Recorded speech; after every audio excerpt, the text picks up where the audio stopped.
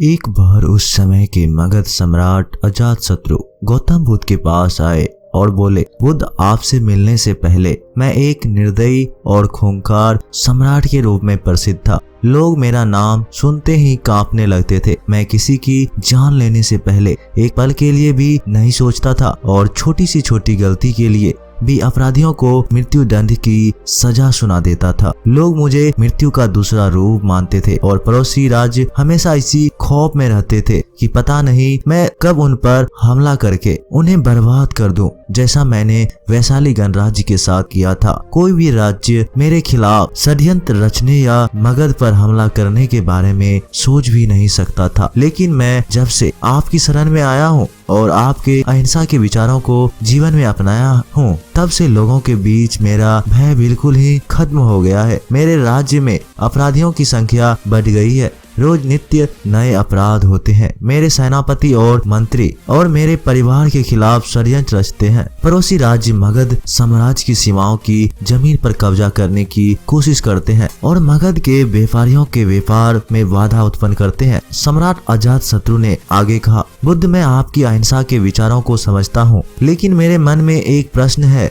बुद्ध ने कहा, निसंकोच को। अजातशत्रु ने कहा, एक राजा का कर्तव्य है कि वो अन्याय के खिलाफ युद्ध करे, अपने राज्य के नियमों का प्रजा से सख्ती से पालन करवाए। लेकिन इसमें अहिंसा होगी, लोगों को दुख दर्द होगा, खून बहेगा, तो क्या एक अपराधी को दंड देना अनुचित है? क्या अपने राज्य के लिए, अपनी संपत्ति के लिए, अपने परिवार की सुरक्षा के लिए युद्ध करना गलत है? बुद्ध ने कहा, अजातशत्रु, इस प्रश्न का उत्तर देने से पहले मैं तुम्हें एक कहानी सुनाता हूँ। एक बार की बात है, एक गांव में एक बहुत ही विषैला सर्प रहता था। उसने ना जाने अब तक कितने ही लोगों को काटकर मौत के घाट उतार दिया था। वह जिस वृक्ष में रहता था, लोग उस वृक्ष के पास से गुजरने से भी डरते थे। बच्चे उसके नीचे खेलने के बारे में सोचते भी नहीं थे। फिर एक दिन उसी रास्ते से एक भिक्षुक गुजरा और आराम करने के लिए उसी वृक्ष के नीचे बैठ गया। भिक्षुक को बैठा देख सर्प उसे काटने के लिए नीचे आया, लेकिन सर्प को आता देख भिक्षुक तनिक भी नहीं घबराया। वह पूरे शांत जीत के साथ वो ही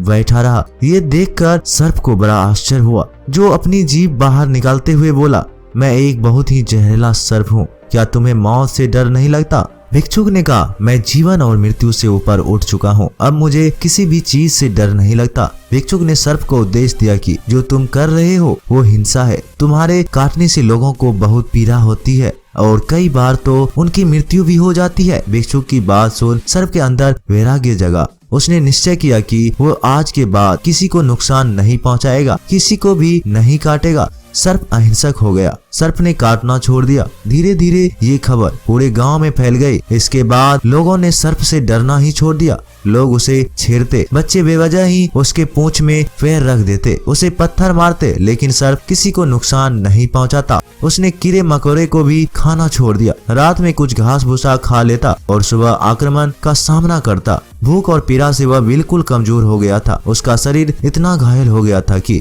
गांव वाले उसे एक रस्सी से ज्यादा और कुछ नहीं समझते थे।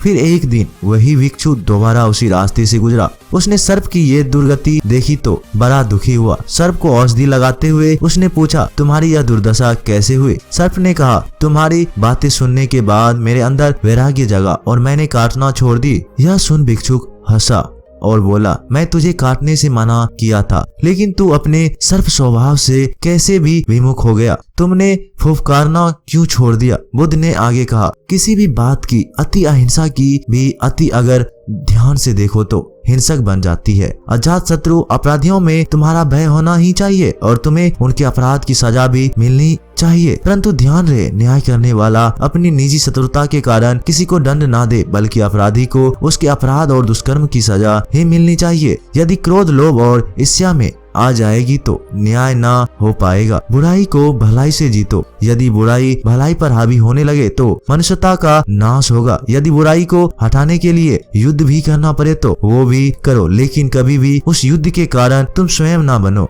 यदि करना ही पड़े तो सिर्फ सही उद्देश्य के लिए ही करो। अजातशत्रु ने बुद्ध के सामने हाथ जोड़ लिए और कहा, बुद्ध, आपके इन बातों ने मेरे अंदर के सारे प्रश्न, सारी उथल पुथल को शांत कर दिया है। धन्य हुए भाग्य मेरे जो आप मेरे जीवन में पधारे। इसके बाद अजातशत्रु बुद्ध से आज्ञा ले राजमहल वापस चले जाते हैं। दोस्तों, अगर आप गौतम बुद्ध के सिद्धांतों और उनके विचारों के बारे में डिटेल से जानना चाहते हैं, उनके लिए एक अलग सा वीडियो आप लोगों के लिए अवश्य लाऊंगा। दोस्तों, अब बात करते हैं कि आखिर अच्छे लोगों के साथ ही बुरा क्यों होता है। तो उसका उत्तर सर्प और भिक्षु की कहानी में ही छुपा है, जिन्हें लगता है कि वो अच्छा इंसान है क्योंकि वो सबकी बात मानते हैं, लोगों को खुश रखने की कोशिश करते हैं, हमेशा खुद की कॉम्प्रोमाइज कर लेते हैं, सबकी मदद करते हैं, किसी को भला बुरा नहीं कहते, किसी पर गुस्सा नहीं करते। तो असल में ऐसे लोग अच्छे नहीं बल्कि कमजोर और बुज़दिल होते हैं, क्योंकि ऐसे लोग सच के साथ खड़े रहने से डरते हैं। वो लोगों की नजरों में अच्छा बनने और लोगों से अपनी तारीफ सुनने की कोशिश में गलत होते देखते हुए भी चुप रहते हैं, क्योंकि उन्हें इस बात का डर रहता है कि अगर मैंने उसके खिलाफ बोल दिया तो उससे मेरे संबंध खराब हो जाएंगे, मैं उसकी नजरों में एक अच्छा इंसान नहीं रह पाऊंगा। ऐसे लोग अच्छा बनने की कोशिश में लोगों की हाँ में हाँ मिलाते रहते हैं, उनकी चापलूसी करते रहते हैं। ये कभी भी अपने अधिकारों के लिए डटकर लड़ नहीं पाते और हमेशा ही खुद की तरफ से कॉम्प्रोमाइज कर लेते हैं और फिर लोगों से कहते फिरते हैं कि मुझे संतुष्टि है, मेरे अंदर धैर्य है, इसीलिए मैं पीछे हट गया। लेकिन असल में ऐसा कुछ नहीं होता। ये अपने बुज़दिल को ढकने और लोगों से सहानुभूति पाने के लिए ये गाना गाते फिरते हैं। ऐसे लोगों को लगता है कि इनकी ऐसी आदतों से लोग इन्हें पसंद करते हैं, इन्हें अच्छा इंसान समझते हैं, इनकी इज्जत करते हैं। लेकिन असल में ऐसा कुछ भी नहीं है। लोग भले ही इनके मुंह पर कुछ ना बोले, लेकिन समझते सब है कि ये इंसान बुज़दिल है और कमजोर है, ये अपने विचार का पक्का नहीं है। और जब भी परिवार व समाज में किसी साहसिक और बड़े कामों को करने का समय आता है तो ऐसे लोगों को हमेशा पीछे ही रखा जाता है। इन्हें कोई नहीं पूछता, ये बस अपने आप में ही अच्छे बने फिरते हैं। तो फिर एक अच्छे इंसान है कौन? एक अच्छा इंसान वो है जो विनम्र तो है लेकिन गलत करने वाले के आगे नहीं झुकता। वो कॉम्प्रोमाइज भी करता है लेकिन अपने अधिकारों के लिए डटकर खड़ा भी रहता है, जिसके अंदर सच को सच और झूठ को झूठ बोलने की हिम्मत है। वो बस किसी को खुश करने और उसकी नजरों में अच्छा बनने के लिए उसके चापलूसी की नहीं करता। उसे इस बात से फर्क नहीं पड़ता कि लोग उसे अच्छा कहेंगे कि खराब, उसे किसी की राय से फर्क नहीं पड़ता, क्योंकि वह जानता है कि वह कौन है। उसे किसी से अच्छा इंसान का सर्टिफिकेट नहीं चाहिए। वो बस जो सही है और जो जरूरी है वो करता है और खुश रहता है। श्रीमद् भागवत गीता में भगवान श्री कृष्ण ने अर्जुन से कहा था कि जब तक संभव हो सके तो माफ कर दो, लेकिन अगर सामने वाला फिर भी ना माने और तुम्हारे धैर्य को तुम्हारी कमजोरी समझ ले, फिर तुम्हें उससे लड़ने से भी पीछे नहीं हटना है। तो कहने का अर्थ है कि किसी के साथ अच्छा या बुरा नहीं होता, बस हर इंसान को उसके द्वारा किए गए कार्यों का परिणाम ही मिलता है। गलत के खिलाफ ना खड़े होने, अपने अधिकारों के लिए ना लड़ने, मेहनत ना करने, आसानी से हार मान लेने और सबको खुश करने की कोशिश करने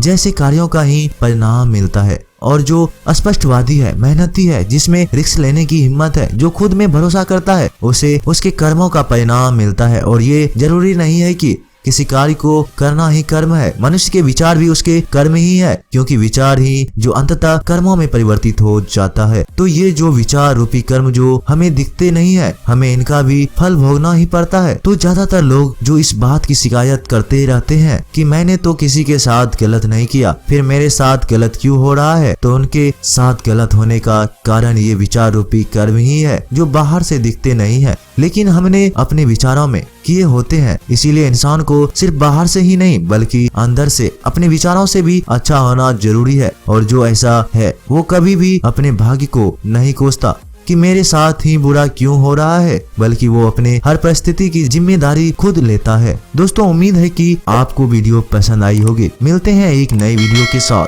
तब तक के लिए आप अपना ख्याल रखिएगा। धन्यवाद।